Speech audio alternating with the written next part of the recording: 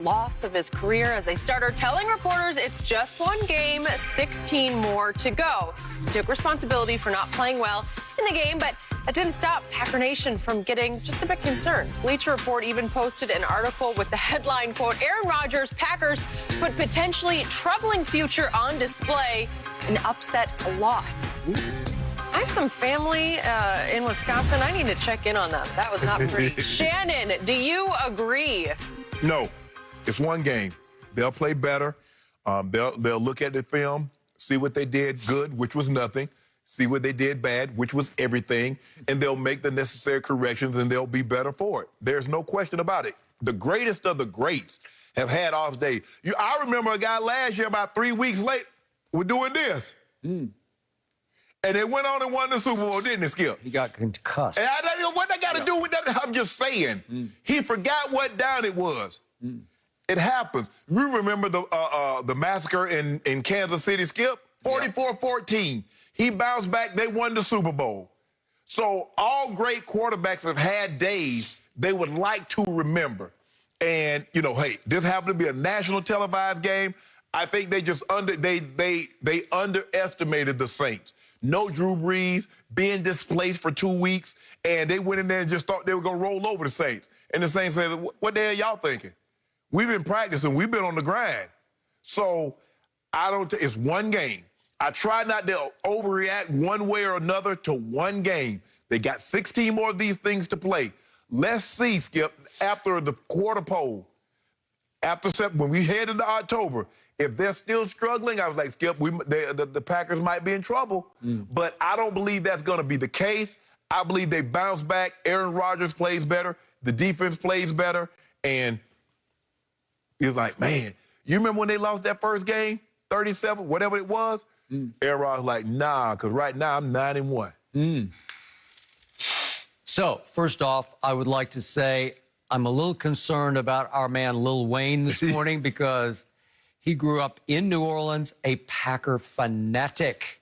That might have been him slamming doors. That might have been the earthquake. No, it might have been. I'm a little concerned. I haven't checked in yet because I want to just leave him alone for a while because he's going to need a day to get over this one. Because that was pretty hard to watch and stomach and get over. Because that was about as bad as it can get. So I saw a couple of stats in this article in question. A team has never lost by 20 or more points in week one and gone on to win the NFC, and nobody has ever made the Super Bowl after losing his first game by a margin as large as that, 38-3. I thought 38-10 at Brady last year was bad enough, but this was 38-3 neutral field Jacksonville. To me, it just might go down as the worst game Aaron has ever played. He had the single worst QBR of any quarterback in the entire week one. And when you got all these kid quarterbacks starting, it's hard to be worse than they were. But even Trevor Lawrence, even Zach Wilson, even Mac. I mean, Mac played pretty well. He did. He just didn't make any big plays. But the point was they all had better statistics, better finally cumulative score, QBR, than Aaron Rodgers did. And the interceptions were just eyesores where you're like, what exactly are you thinking? We should see them one more time here. That's the bomb. Aaron got a cannon, man. Look how far he throwing that ball. He's got a cannon. I agree, but it was a cannon to nowhere because that was double covered. Both the DBs had a better shot at that ball. And then I have no idea what possessed him on this one. Maybe a demon possessed him because I don't know. You got jokes. You got a lot of jokes this morning. That's Aaron Bleeping Rodgers, the reigning MVP. The man had a bad day. And he ran away with the MVP. And then this happened? Really? Aaron, who are you throwing it to? I don't know. Had a bad day. You know, it was beyond a bad day because he seemed to me to be checked out all day. And again, I'm watching our pregame show. Aaron Andrews has a terrific interview with Aaron, but he shows up looking like this haggard, sort of worn out, you know, folk singer. You want him dressed in a shirt and tie? Like an aging hippie. I don't know what he's doing. Now, I would agree with you. Now, if he see a shot of if he shows up with the man bun, some jeans, and no shoes, I'll say, okay, Skip, you got it. What is this look? I don't get it. He been in Cali. He Cali kid. Is that a Cali Well, he's not a look? kid anymore, but I'm saying. Got the gray beard going. Yeah. I don't know. And then he turns around and in a commercial for State Farm, he's playing an aging folk singer. It's like he's actually doing it right before your very eyes. He's still in character. Okay, so he walks around in character? I don't know what he's doing. So here's the key question. When he checked out yesterday, you could just see the whole team sort of check out. Remember, Devontae Adams said last week, we're hungrier than we've ever been. Couldn't tell, right? Couldn't tell yesterday. Hungry how? Hungry to do what? Get home and eat? I don't know. So the point is that has Aaron checked out? Did the offseason just do him in? Because I couldn't recognize him yesterday. And remember, he went through a lot of angst in the offseason. He decided, well, they drafted my replacement, as he told Aaron yesterday. Y'all want to commit past 2021? Just go ahead and put him in. Yeah, go ahead and play him. And he's like, just go ahead and trade me. And he said there were moments, I'm paraphrasing what he told Aaron, but he's like, there are moments I thought I would be traded to Denver or whoever else it was, San Francisco. I'm surprised also, Skip, because when I look at it, if you look at the quarterbacks in totality, they played really well.